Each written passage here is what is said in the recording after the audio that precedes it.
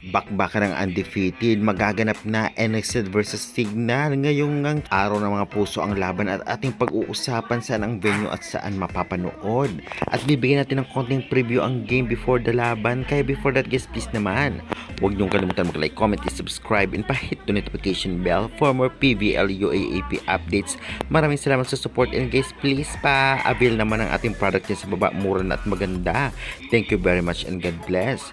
Well, ang laban ngayong araw ay magaganap nga 6:30 PM. Ito ay ang Signal versus NXT Battle of Undefeated ngayon. At ang venue nila ay magaganap sa Inaris Center, Antipolo. Kaya kaabang-abang ito at mapapanood sa One Sports Plus, Signal application, Pilipinas Live application at PVL.ph Live. Well, alam naman nating lahat pareho magaling o talagang malakas ang team na ito ay ang NXT at Signal dahil pareho sila wala pang talo. Ganun pa man ay syempre inaabangan kung sino nga ba ang magwawagi sa dalawang team na ito, lalong-lalo pa alam naman natin na hindi basta-basta ang Signal ngayon at kitang-kita nga natin at napatunayan na nilang malakas sila.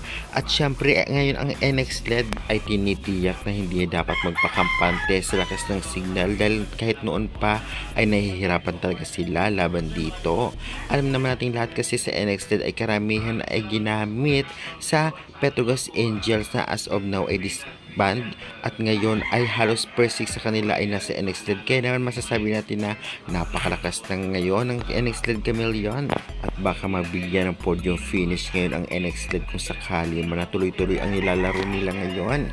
Samantalang sa Signal, alam naman nating lahat na isa talaga sa key players kaya nananalo lagi sila ay si Kayuna, ang kanilang setter. Dahil hindi lamang poro set, may opensa din ito at mautak. Napaka-veterans talaga ni Kayuna. Siyempre, andyan din ang magaling na si Katindig bilang libero ng Signal SG Spikers na very effective ngayong conference at mga middle din ng Signal na matagal nang kasama ni Kayuna. Kaya naman siyempre masasabi natin ang kanilang unity at connection sa isa't isa ay talagang napakalakas. Well, talagang magandang labanan ito dahil nga still undefeated ang dalawang team. Kaya guys, excited na ba kayo? Sa tingin ninyo, ano kayang team ang mananalo? Pa-comment, pa-subscribe for more PVL UAAP volleyball updates.